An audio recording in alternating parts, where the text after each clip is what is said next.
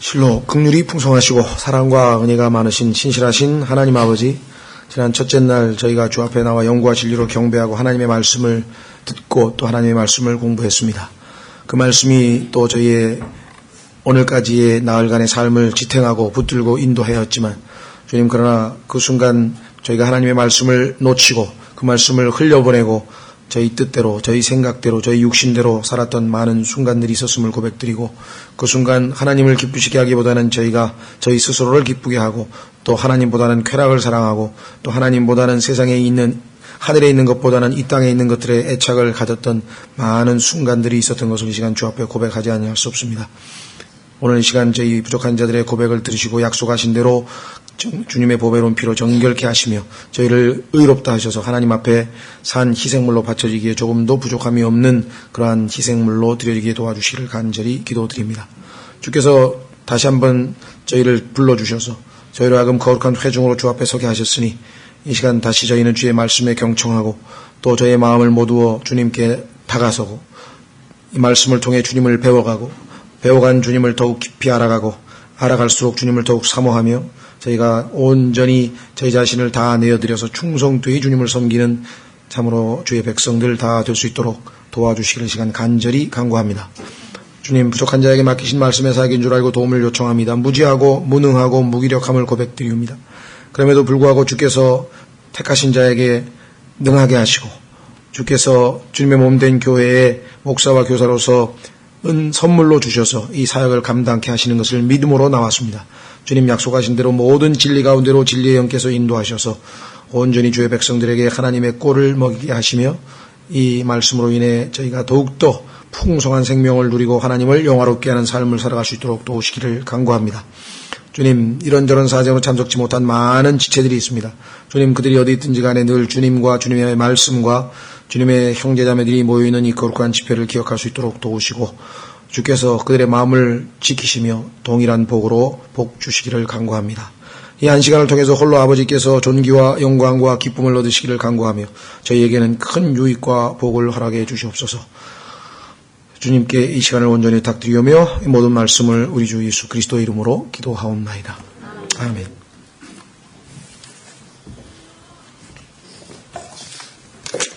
예, 오늘 우리는 시편 19편인데요. 시편 19편, 성경에서 중요하지 않은 성경이 없겠지만 그 중에서도 상당히 중요한, 비중이 큰 그러한 시편인 것 같습니다.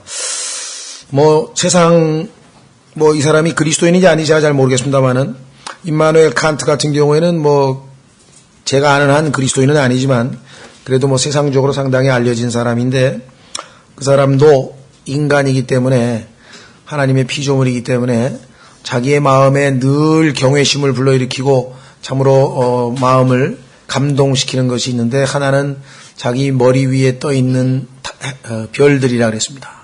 그 별들을 보면서 자기가 경외심을 갖게 된다 했고, 또 하나는 자기 마음속에 있는 도덕법이라, 소위 하나님께서는 그걸 이방인들에게는 양심이라고 했고 유대인들에게는 돌판에 쓰인 율법이라고 했는데, 그 절대적으로 누구든지 지켜야만 하는 그 그것이 자기에게는 늘 자기를 겸손하게 하고 두렵고 떨리게 만든다, 그런 유사한 말을 한 것으로 그렇게 나와 있고요. 또 그리스도인 가운데에는 C.S. 루이스라고 하는 분이 아주 이 시편 19편이야말로 아주 가장 위대한 성경의 구절이다, 이렇게 얘기를 했는데, 그분에게는 그렇다고 생각이 되고 또 상당수의 많은 분들에게도 그럴지도 모르겠습니다. 왜냐하면 시편 19편 전체가 두 가지 주제에 대해서 이야기를 하는데, 하나는 하나님께서 자기 자신을 우리에게 계시하여 주시는데, 알려주십니다. 인간이 하나님을 알 수는 없습니다. 하나님께서 알려주실 때만 우리가 알 수가 있는데, 하나님께서 인간에게 자기 자신을 알려주시는 방법이 두 가지가 있습니다. 하나는 하나님이 지으신 피조물들이죠. 하나님이 지으신 자연 만물, 우주 만물을 통해서 그 우주 만물 속에 하나님의 신성과 영원하신 능력과 신격이 드러나 있기 때문에 우리가 하늘에 있는 달과 별과 또 나무와 물과 새, 인간, 하나님이 지으신 그것을 볼 때 그것을 지으신 분을 알 수 있다라고 성경에서 말씀하셨죠. 예. 그것이 이제 신학자들은 그런 것을 일반 계시라고 합니다. 일반적으로 누구나 다 하나님이 계신다는 사실을 알 수 있는 그러한 것 이렇게 얘기를 하고, 그 다음에 하나님께서 그것만으로는 하나님이 계시다, 하나님은 전능하시다, 하나님은 위대하시다, 하나님은 참 이런 것은 알 수 있지만, 하나님의 어떤 그런 절대적인 성품에 대해서는 우리가 조금 알 수 있지만, 그러나 하나님께서 우리에게 알려주시고자 하는 구원의 방법이라든가 죄사함을 받는 방법이라든가, 그렇죠? 하늘나라로 가는 방법이라든가 하나님과 우리의 관계를 맺을 수 있는 방법이라든가 하나님에게 우리가 속할 수 있는 그런 것, 소위 말하면 이러한 것들은 하나님께서 말씀으로 우리에게 직접 계시를 하셔야 그걸 우리가 듣고 그 말씀을 마음으로 믿고 순종하면 하나님 말씀이 우리를 통해서 성취가 되겠죠.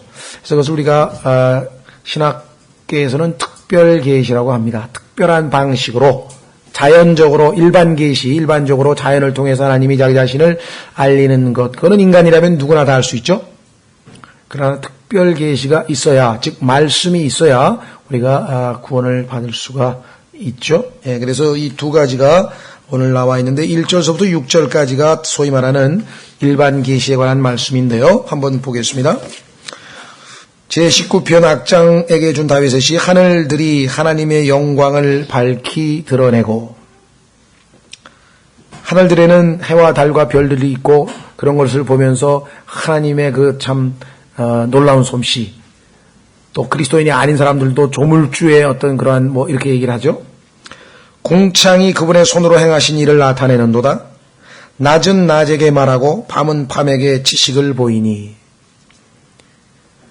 말도 없고 언어도 없으며 그것들의 음성도 들리지 아니하나, 우리가 알 수 있는, 알아들을 수 있는 육성이나 소리나 그런 것으로는 우리가 실제적으로는 없는 것 같지만, 그러나 하나님께서는 놀라운 방식으로 우리가 뭔가를 가르친다는 거죠. 4절에 그것들의 줄이 온 땅에 두루 나아가고 그것들의 말이, 어떻게 보면 모순되는 것 같죠? 1절, 2절, 3절에 보면은 말이 없다 그랬는데, 언어도 없다 그랬는데, 여기는 분명히 말이 있다 그랬습니다. 우리가 생각하는 그런 육성으로 들리는 말은 아니지만, 기록된 말은 아니지만, 뭔가 우리에게 말하고 있다는 거죠. 세상 끝까지 이르렀도다. 그분께서 해를 위하여 하늘들 안에 장막을 세우셨으므로, 그 중에서도 하나님께서 인간에게 자신의 창조주이심을 알릴 수 있는 가장 좋은 방법 중에 하나는 태양인데요. 해를 위하여 하늘들 안에 장막을 세우셨으므로, 해는 자기 침소에서 나오는 신랑 같고, 이제 성경을 쭉 공부하신 분들은 이 해라고 하는 것이 예수 그리스도를 예표하고 있는 하나의 상징으로 또 나오죠. 그래서 예수님의 이름 중에 하나가 의의 해라 그래서 의의 해, 의로우신 의의 해. 그래서 말라기 끝부분에 4장에 나오죠. 경주하려는 힘센 자같이 기뻐하는도다. 더더군다나 해는 신랑으로 여기 나와 있는데, 당연히 예수 그리스도께서 주님의 몸된 교회의 신랑이고 교회는 신부라고 하는 사실, 우리가 성경 전체를 통해서 확인해 봤을 때 이것을 그냥 처음 보는 사람은 그냥 상징적으로 무슨 시인 것처럼 듣지만, 성경의 앞뒤 문맥을 알고 있는 사람은 이것이 의미하는 바가 얼마나 소중한 것인지를 우리는 알 수 있죠. 그렇죠? 예수 그리스도는 의의 태양이신데, 실제로 여러분들 태양이라고 하는 것은요, 예수 그리스도를 예표하기에 가장 좋은 것입니다. 왜냐하면은 하나님께서는 삼위일체 하나님이시고, 그 삼위일체 하나님의 신격이 하나님이 만드신 이 우주 만물에 다 나타나 있다 그랬죠. 그래서 이 세상에서 모든 것을 하나님께서는 셋으로 구분해 놓은 것을 알 수 있습니다. 그래서 우리가 쉽게 얘기하는 것처럼 물질 같은 경우도 고체, 액체, 기체가 있고, 그렇죠? 이 세상도 하늘, 그 다음에 땅, 바다로 되어 있고, 이 세상에서 시간도 과거, 현재, 미래로 되어 있고, 그래서 셋으로 나눈 것을 쭉 열거해보면요. 100여 가지가 넘어요. 그리고 셀수록 더 많이 나와요. 가정도 아버지, 어머니, 자식으로 돼 있고. 하여간 이 세상에서 중요한 걸 보면 다 이렇게 셋으로 구분돼. 글을 쓸 때도 서론, 본론, 결론으로 돼 있고. 이거는 하나님께서 자신을 알리는 수단 중에 하나인데요. 그 중에 하나가 바로 이 태양입니다. 태양이라고 하는 것은 세 가지로 돼 있어요. 빛이 비치죠. 그 다음에 따뜻하죠. 열, 빛, 열. 그 다음에 우리가 잘 아는 화학선이 있죠. 그러니까 빛, 열, 화학. 그런데 여러분 특성을 보시면 빛은 눈에 보이죠? 그렇죠? 느껴지진 않습니다. 열은 따뜻하게 느껴지긴 하지만 보이진 않습니다. 화학선은 보이지도 않고 그 다음에 느껴지지도 않습니다. 아버지 하나님, 그렇죠? 보이지 않으시죠? 성령님 어떻습니까? 감동을 받으면 우리가 느껴지죠? 보이지 않죠? 열. 예수 그리스도 육체를 입고 이 땅에 오셔서 보이셨죠? 느껴지지 않죠? 느껴지죠? 예수님이 직접 우리와 대화를 나누면 아버지 보이지도 아니하고 느껴지도 아니하시고. 그래서 이 하나님께서 우리가 이 자연 만물을 통해서 많은 것들을 가르쳐 주시는데 이 태양을 여기서 가장 중요한 핵심 요소로 뽑은 것은 다름 아닌 삼위일체 하나님을 알려주시는 대표적인 것이기 때문에 그렇고, 그래서 예수 그리스도께서 십자가에서 죽으시는 것이 해가 날마다 지는, 해가 저녁에 핏빛으로 물들어서 지는 것, 예수 그리스도의 초림입니다. 초림입니다. 그래서 십자가에서 죽으셨죠? 어떻게 알 수 있는가? 성경에 보니까 예수님께서 자신을 세상의 빛이라 그랬어요. 그런데 자신이 이제 떠난다는 것을 말씀하시면서 자신이 계시지 않는 기간을 밤이라 그랬어요. 밤. 그런데 그 밤이 교회 시대를 말하는 거죠. 예수님이 가셨다가 다시 오실 때까지를 교회 시대라고 하는데 그 교회 시대를 밤이라고 했고 예수님이 계실 때를 낮이라고 했습니다. 유대인들의 밤은 저녁 6시 해가 질 때부터 시작해서 아침 6시 해가 뜰 때까지입니다. 그런데 그 12시간을 예수님께서는 사경으로 우리 이제 밤에 보초를 쓰죠. 깜깜할 때 이제 사람들 이 보초 쓸 때 사경으로 나누어서 마가복음 13장에 보면은 예를 들면 해질 때, 밤, 그 다음에 뭐 한밤중, 그 다음에 닭이 울 때 뭐 이래서 이 12시간을 넷으로 나누어서 예수님께서 말씀하시면서 이 마지막 새벽 6시에 해가 떠오를 때 예수님께서 재림하실 것을 말씀하고 있습니다. 그러니까 그 밤에 예수님께서 이 땅에 어둠을 비추기 위해서 세워놓은 곳이 자신의 몸된 교회인데 성경에서 교회는 창세기에서 해와 달 예수님과 교회로 예표되어 있고 특히나 솔로몬의 아가서에서 보면은 예수님이 태양으로 나오고 그 다음에 교회는 달로 묘사되어 있습니다. 태양은 모든 것의 원천입니다. 이 지구상의 생명체의 모든 원천은 태양으로부터 나오죠. 성경에 보니까 욥기에 달은 빛을 내지 아니한다 그랬어요. 우리는 성경을 통해서 알 뿐만 아니라 과학을 통해서도 지금 와서는 달은 스스로 발광체가 아니라 빛을 내는 것이 아니라 태양으로부터 빛을 받아서 반사할 뿐이라는 걸 알 수 있죠. 달 자체는 빛을 낼 수 있는 발광체가 아닙니다. 성경의 욥기에 무려 지금으로부터 4,000년 전에 넘게 기록되어 있었어요. 그런데 달이 빛을 내지 않는다는 사실을 안 것은 이제 한 200-300년밖에 되지 않았습니다. 현대 과학자들이 그걸 알게 된 것은. 그러니까 처음에 성경을 읽은 사람들은 달이 빛을 내지 않다니 그게 무슨 소리야? 이러면서 이상하게 생각했겠죠. 예. 그래서 성경에 나와 있는 이 모든 자연현상 하나하나가 전부 다 우리에게 뭔가를 가르쳐 주는 거예요. 그래서 성경에 보면요. 땅에게 물어봐라. 땅을 파본 사람은요. 대홍수를 포함해서 하나님의 창조에 대해서 배울 수 있습니다. 지질학적 근거. 그 다음에 짐승에게 물어보라. 짐승이 너희를 가르쳐 주리라.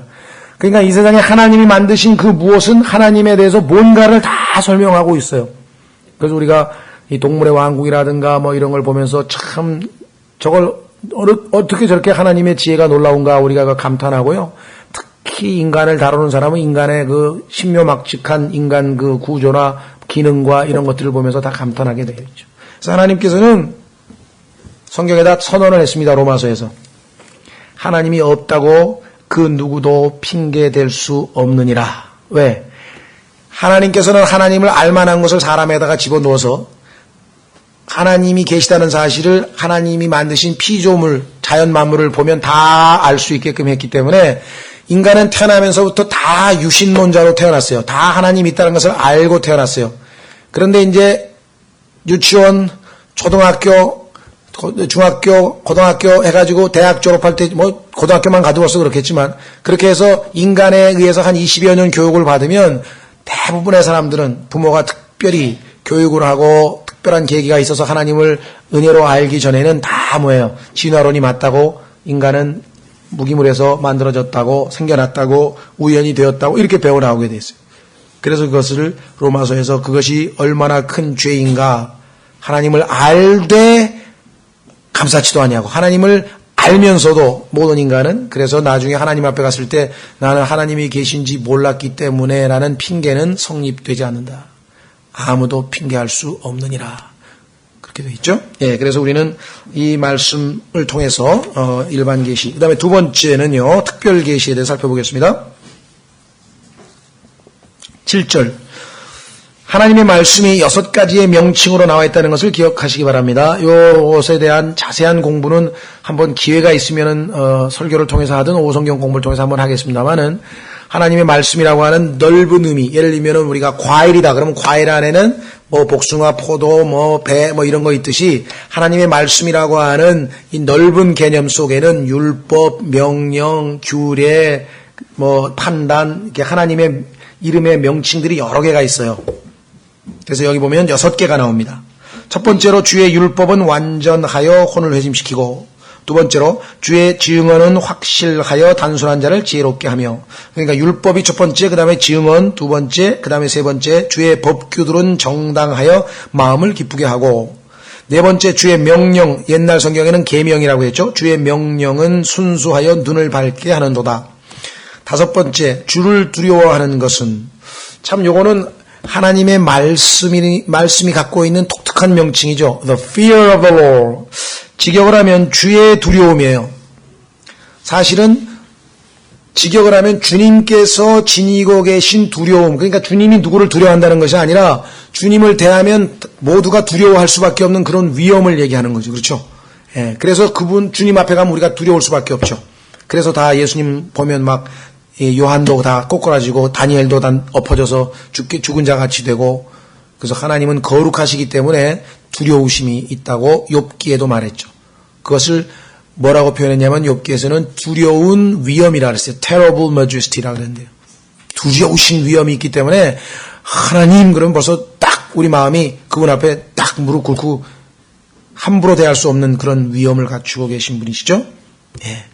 정말 악한 영이, 교만한 영이 들어가서 하나님의 이름을 방자히 마음대로 부르고 심심하면 껄핏하면 오마이갓 오마이갓 해대는 것은 그건 주의 영이 안에 계시지 않다는 증거죠. 하나님을 두려워하는 사람은 그렇게 함부로 하나님의 이름을 그렇게 할 수는 없는 것입니다. 자, 그 다음에 여섯 번째로 주의 판단들은 진실하고 다 의로우니. 자, 그래서 6가지인데요. 여기서 어떤 거의 율법이고, 증언은 무엇이고, 법규는 무엇이고, 명령은 무엇이고, 두려워하는 것은 무엇이고, 판단은 무엇인가를 자세하게 여기서 다 설명하기는 좀 그렇고요. 그냥 있는 그대로 이해하시면 됩니다. 법, 그러면 우리 법칙이죠. 그렇죠? 자연 법칙, 만유인력의 법칙도 있고, 내가 뭘 공간에다가 물건을 던지면 당연히 밑으로 떨어지잖아요. 그런 걸 법이라 그러죠. 영적인 법칙은 성경에 하나님 말씀하시기를 죄를 짓는 자는 지옥에 가는 게 영적인 법칙이죠. 예수 그리스도를 믿음으로 받아들이는 자는 하늘나라로 가는 것이 영적인 법칙. 안 바뀌어요. 그건. 법은 바꿀 수가 없어요. 그렇죠? 내가 예배다 나는 그 법에 예배다 그래가지고 이 창문에서 뛰어내리면서 나는 땅에 안 떨어질 거야 하고 외쳐봐야 당연히 다 땅으로 떨어지게끔 되어 있죠.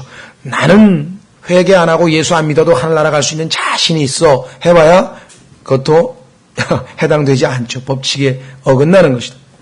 자, 그래서 하나님의 주의 법이 있습니다. 율법.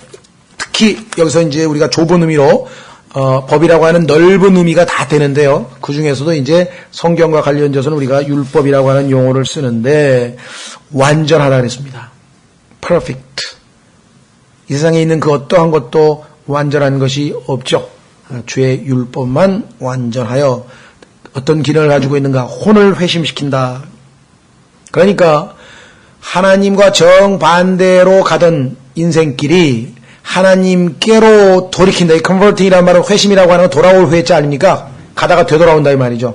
그렇죠? 넓은 길로 죄를 지으면서 넓은 길로 가다가 되돌아올 수 있는 것.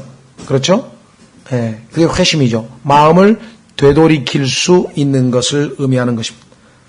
그래서 여기 보시면 주의 율법은 완전하여 혼을 회심시키고, 그래서 여러분들이 사람들에게 주의 율법을, 주의 말씀을 전파할 때 그의 마음이 하나님께로 되돌아올 수 있는 기회가 주어지겠죠. 두 번째로 주의 증언은 확실하여.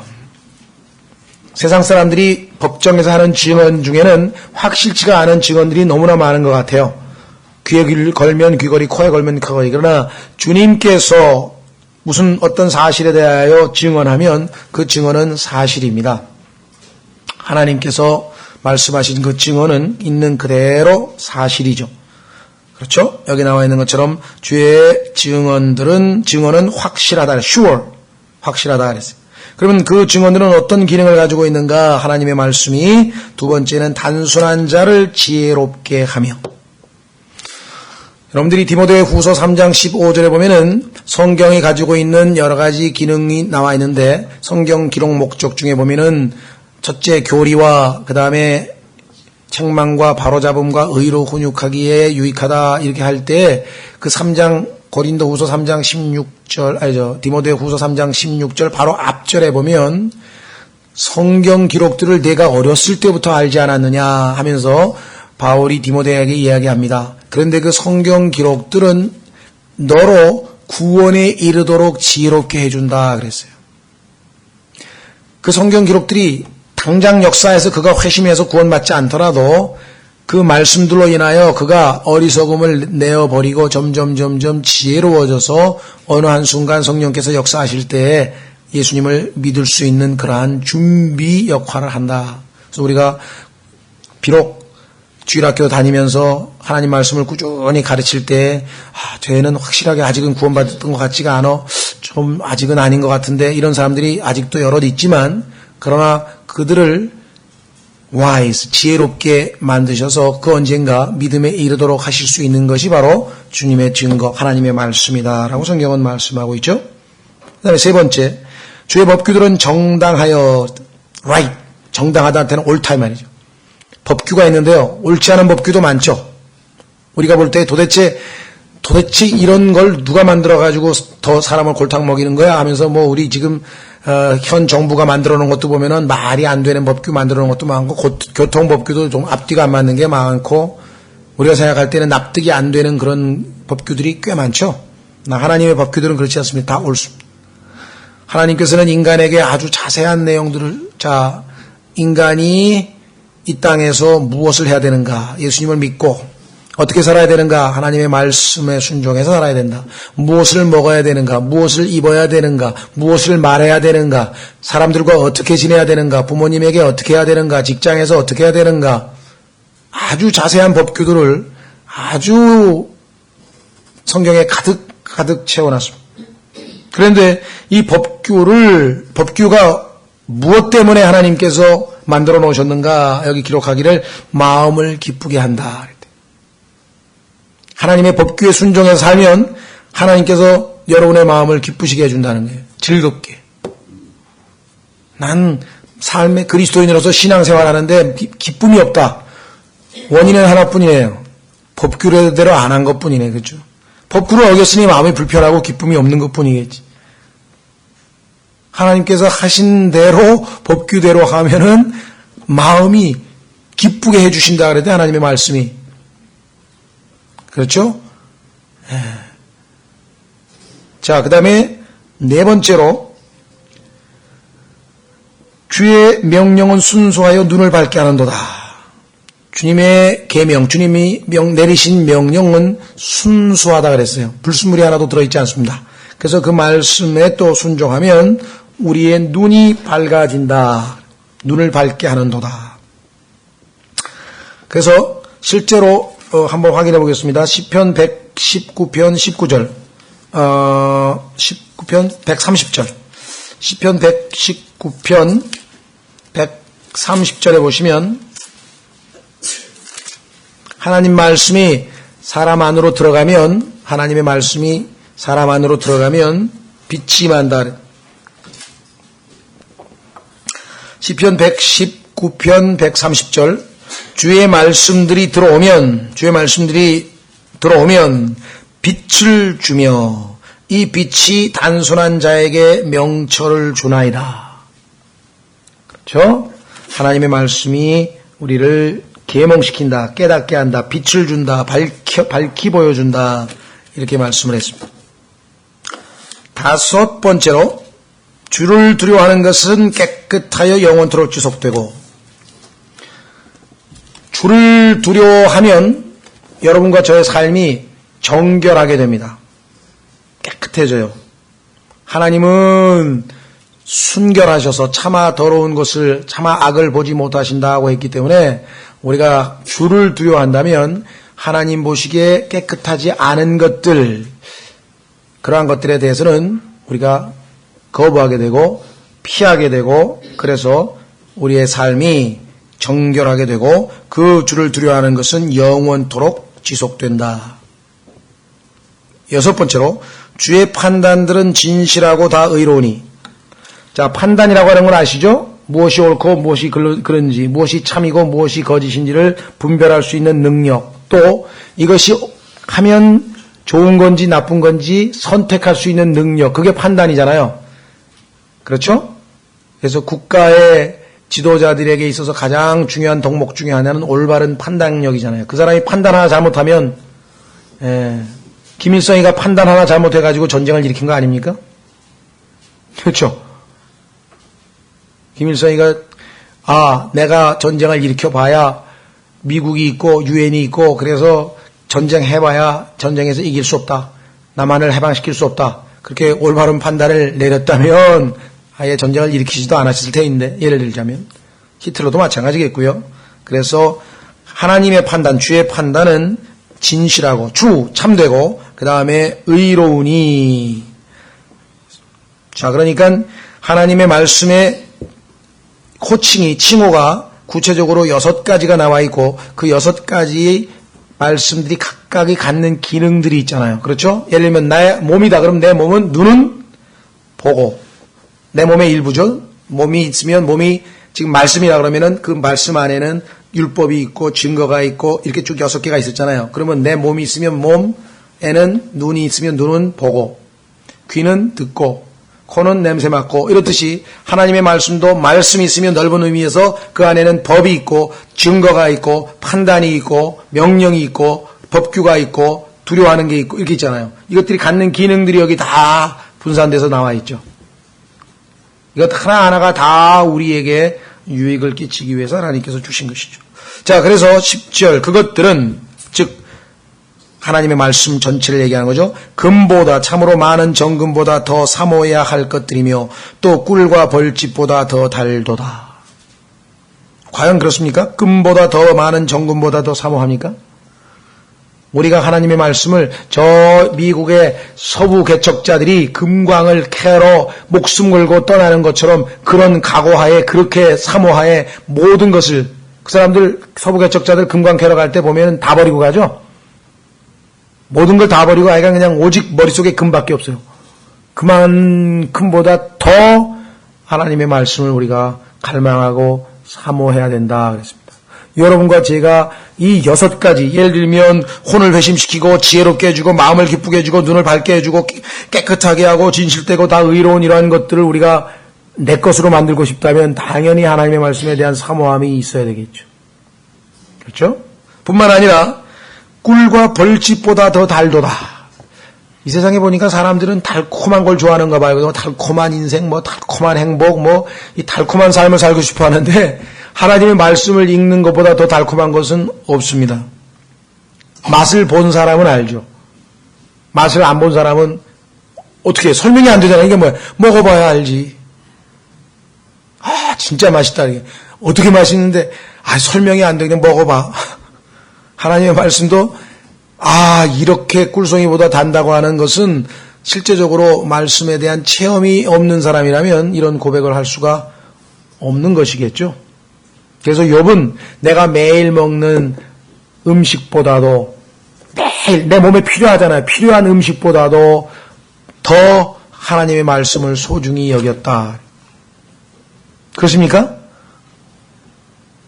밥은 두어 끼 굶어도 나는 성경은 하루도 한 끼도 난 걸을 수 없다. 하나님 앞에 하면 솔직하게 그런 마음인지 하나님은 당연히 그래야 된다고 얘기하는데 이게 얼마나 소중한 말씀인데 이 얼마나 놀라운 말씀인데 더더군다나 이 말씀으로 창세기 앞에 1절서부터 6절까지의 하나님의 모든 우주 만물을 이 말씀으로 창조하신 것이에요. 말씀의 능력으로. 그렇죠?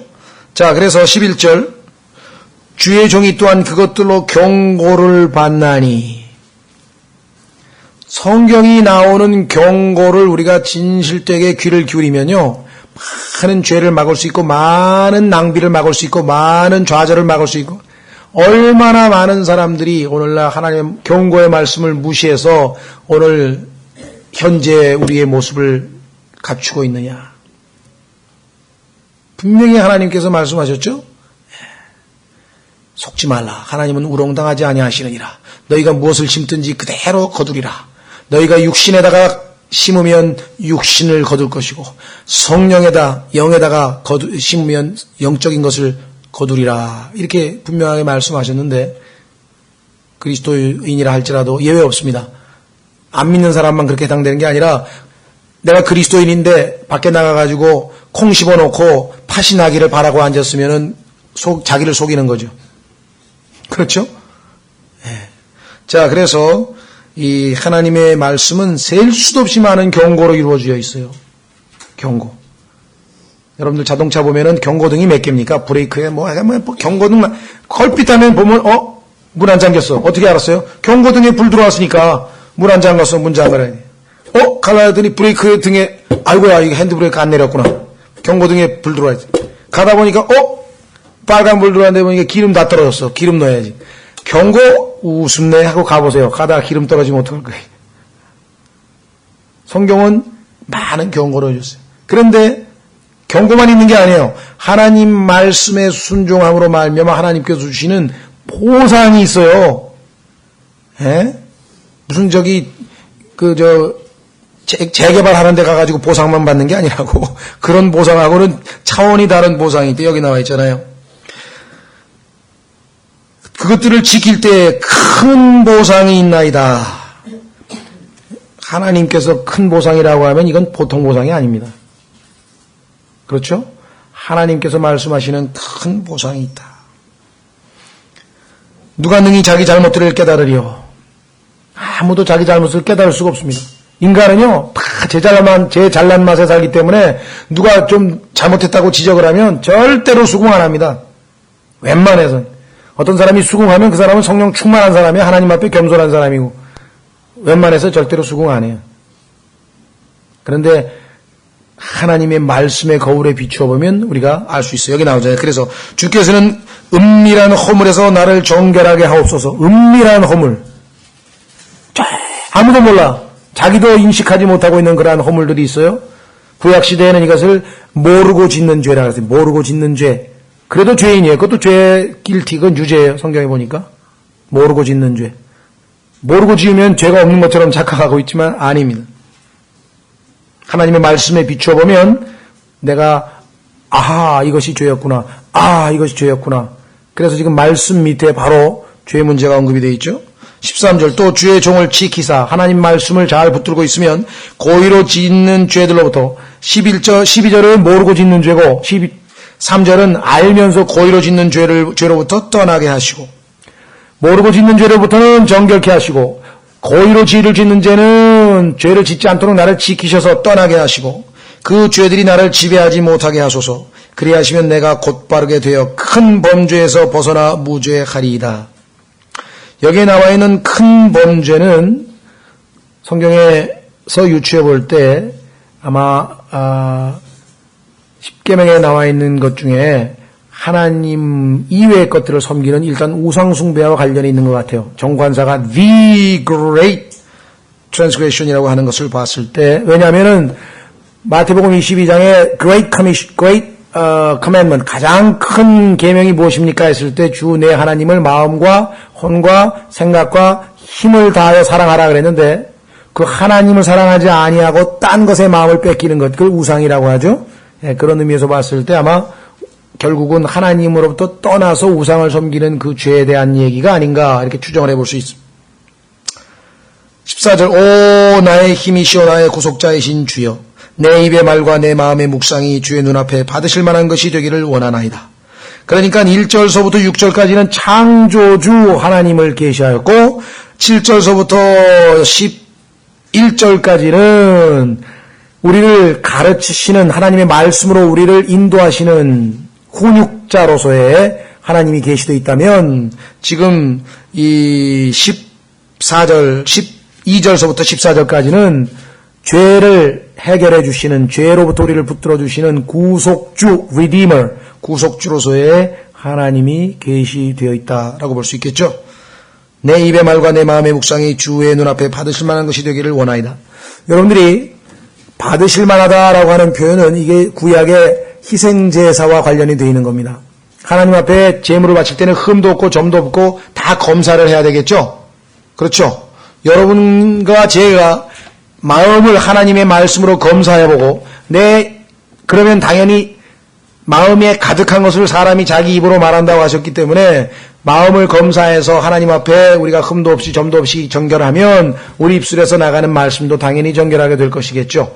그래서 여기서는 마음과 우리 입술의 말을 마치 구약에서 제사장이 하나님 앞에 헌물을 바치고 하나님께 희생물을 바칠 때 그 희생물을 점검하듯이 흠도 없고 점도 없듯이 잘 점검해야만 하나님께서 연락하신다, 하나님께서 받으실 수 있다라고 하는 그런 간절한 기도입니다. 그렇죠? 그래서 받으실 만한 것이 되기를 원하나이다. 그 유명한 복음 찬송가에도 있죠. 이 구절을 따서 우리가 복음 찬송가의 가사로도 활용을 하고 있습니다. 사실 이 시편 19편은 여유만 있으면 우리가 19편 1절서부터 6절까지도 자세하게도 한 테마로 좀 다루고 또 7절서부터 11절까지도 또 한 테마로 다루고 또 12절서부터 14절까지도 우리가 이렇게 한 테마로 다루어서 자세히 공부할 수 있겠지만 우리가 또 때로는 요약해서 과거의 시편을 아주 한 구절 한 구절 강의하면서 자세하게 이미 공부한 적이 있었기 때문에 만약에 그런 것이 필요하신 분들은 과거의 테이프를 좀 참조하시고 우리는 시편 19편에서 하나님이 자기 자신을 계시하시는 방법, 자연 만물을 통해서 기록된 말씀을 통해서 우리 마음을 통해서 이렇게 하나님이 세 가지로 자기 자신을 계시하고 있는 모습을 확인해 보았습니다. 참으로 우리 같은 자에게 하나님께서 자신을 알리시고 서로 알고 지내자고 먼저 교제의 요청을 하셨다는 것 이게 보통 일이 아닙니다. 그렇죠?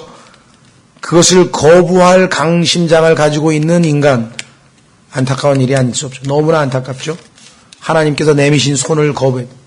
오죽하면 하나님께서 이스라엘 백성에게 내가 아침부터 밤까지 종일토록 두 팔을 벌리고 내가 나에게 돌아오기를 기다리고 있었노라 하고 로마서 10장에서 구약 성경을 인용해서 말씀하고 있죠. 지금도 계속해서 하나님께서 자기 자신을 알리고 계시잖아요. 매일 해가 지고 해가 뜨고 성경 이거 어디 가서든지 돈 만원만 주면 친구약 성경 다 살 수 있습니다. 그렇죠? 방송 틀면 설교 나오고 성경 공부 나오고 인터넷 틀면 심지어는 길거리에서도 외치잖아요. 그래서 잠언 8장에 보면은 길거리 모퉁이에서도 지혜가 외치고 있고 사람들 단순한 자들아 돌이키라 회심하라. 그것을 거부하고 나중에 하나님 앞에 가서 그 어떠한 핑계나 어떠한 것도 있을 수 없는 것입니다. 여러분과 제가 이 부르심에 응했다고 하는 것은 크나큰 축복이고 계속해서 이 말씀이 주시는 축복들을 우리가 받아 누려가면서 주님을 알아가고 있는 것 감사한 일이죠. 이 시간 여러분과 제가 주님께 감사하고 우리 주변에 있는 안타까운 사람들에게도 이 하나님의 계시의 말씀을 통해서 구원의 역사가 하나님을 알아가는 역사가 일어날 수 있도록 잠깐 기도하고 기도 제목을 놓고 기도하겠습니다.